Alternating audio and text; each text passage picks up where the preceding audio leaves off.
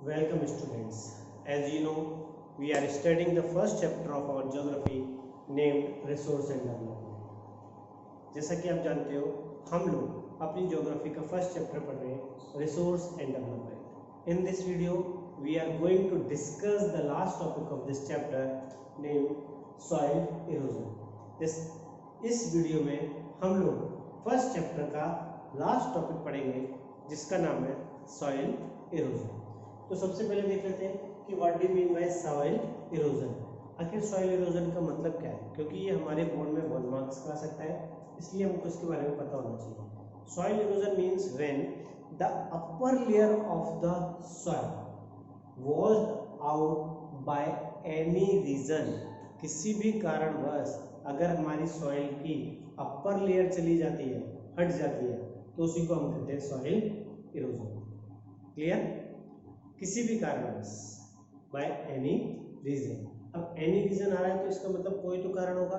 तो first of all here we are going to try to understand what are the reasons behind the soil erosion.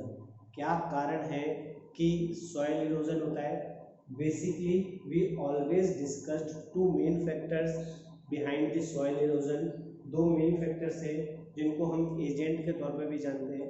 ये 2 factors हैं, एक natural factors, natural agents, and the second one is human factor, human agents.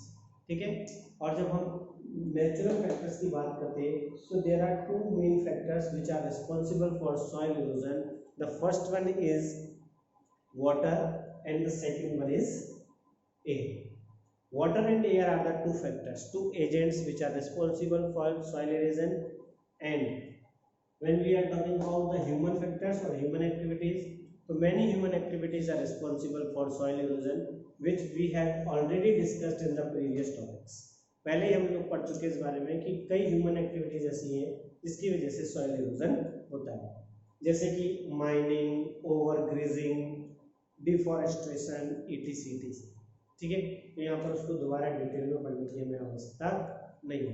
तो हमने देख लिया 2 main factors है, natural factor और human factor, जिसमें नेचुरल एजेंट्स हैं वाटर एंड एयर, और ह्यूमन एक्टिविटीज है माइनिंग, डिफॉरेस्टेशन, etc.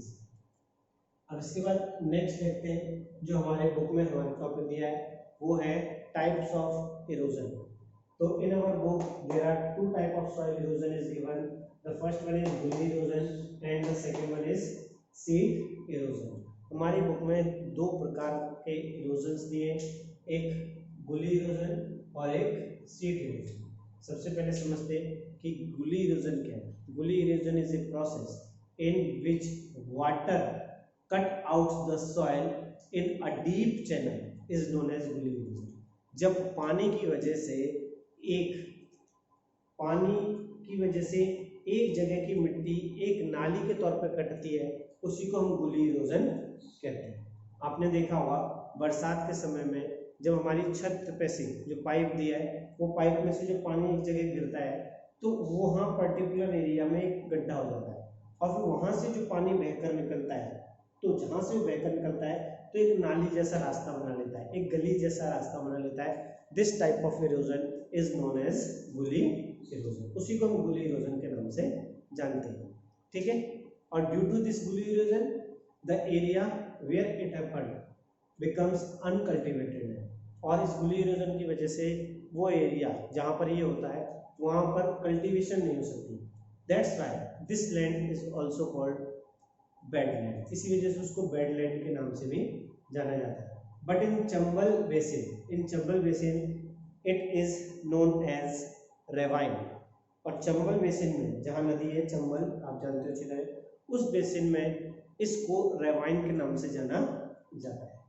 क्लियर? ये हो गया हमारा गुली इरोजन. सेकेंड है हमारा शीट इरोजन. शीट कैसी होती है? एकदम प्लेन. ठीक है. तो यहाँ पर देखते हैं वृद्धि due to water and air when the upper layer of the soil means top part of the soil washed out in the form of sheet is known as sheet erosion. जब कभी पानी और हवा की वजह से सॉइल का ऊपर का जो हिस्सा है वो सीट की फॉर्म में गायब हो जाता है। आपने देखा होगा आंधी चलती है तो ऐसा लगता है झाड़ू मार दिया है, तो ऊपर की पूरी लेयर एक साफ हो जाती है, उसी को हम कहते हैं सीट इरोजन। क्लियर? इसके बाद हमारे नेक्स्ट टॉपिक में आता है मेथड्स ऑफ कंजर्विंग सॉइल। तो यहाँ पर भी ये इंपॉर्टेंट टॉपिक है, बोर्ड में हमसे कई बार पूछा गया है, what are the methods are utilizing in the soil conservation या describe the measures to conserve soil erosion. वो कौन से मेथड है जिससे हम सॉइल इरोजन कंजर्व करते हैं? In our book there are 4 methods are given which are helpful in the conservation of soil, and these 4 methods are: first is contour plugging, second is carriage farming, third is strip farming, and the fourth one is center belt। हमारी book में चारों दिए हुए और चारों को हम एक एक करके पढ़ लेते हैं। सबसे पहला है हमारा contour plugging। contour plugging का मतलब क्या है? In this method when we are using barriers at the end of the field to reduce the flow of water is known as contour plugging। Clear? उसी को हम contour plugging कहते हैं। और mostly this method is utilized in the hilly areas. Hilly areas में ज्यादातर इस method को यूटिलाइज किया जाता है। अब बैरियर बनाने का मतलब क्या हुआ कि हमारी जो फील्ड है, एग्रीकल्चर फील्ड है, उस एग्रीकल्चर फील्ड का जो लास्ट एरिया है, उस लास्ट एरिया पे हम लोग किसी भी तरीके से, चाहे हम स्टोन्स का यूज करें, चाहे हम प्लांट्स का यूज करें, चाहे हम ग्रास का यूज करें, वहां पर एक बैरियर बना दें जिससे कि जो वाटर का फ्लो है वो उसका स्पीड जो है, उसकी जो फ्रिक्शन है उसको रिड्यूस किया जा सके। ठीक है? और ये देखिए हिली एरियाज है, इस हिली एरियाज में हम लोग फार्मिंग कर रहे हैं, तो हमने कोने कोने के क्षेत्र में जहां से हमारा स्लोप नीचे जाता है उस पर्टिकुलर स्लोप पे हमने क्या किया है? बैरियर्स बनाए हैं with the help of stones. Clear? इसी को हम कहते हैं contour plugging। सेकंड है हमारा terraced farming.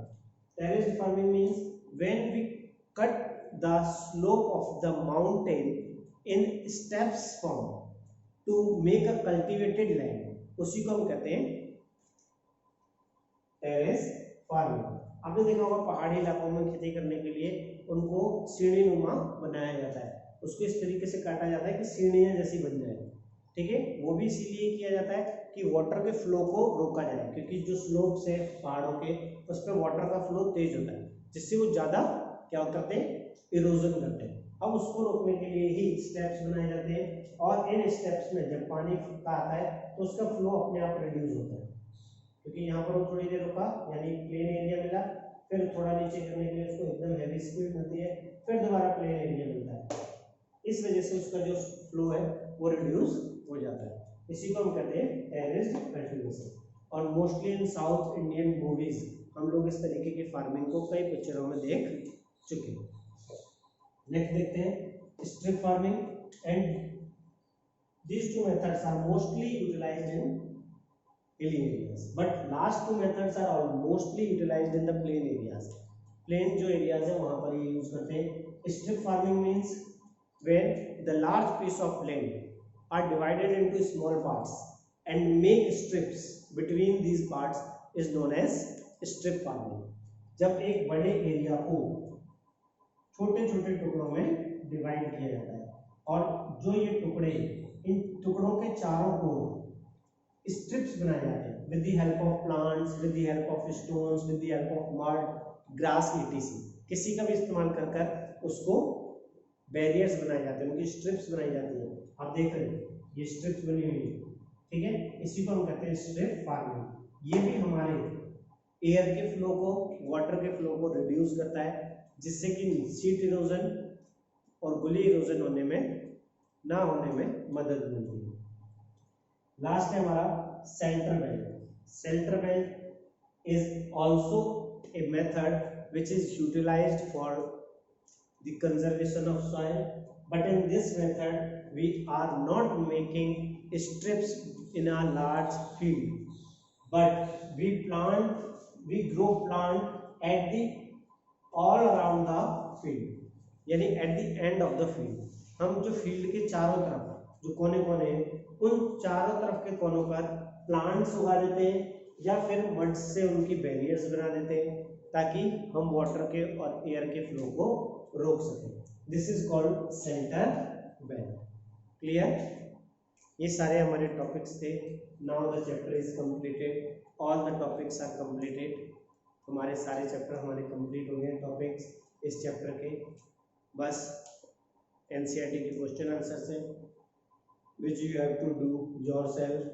If you have any problem, any doubts in this chapter regarding to any topic, then call me. Clear? Thank you.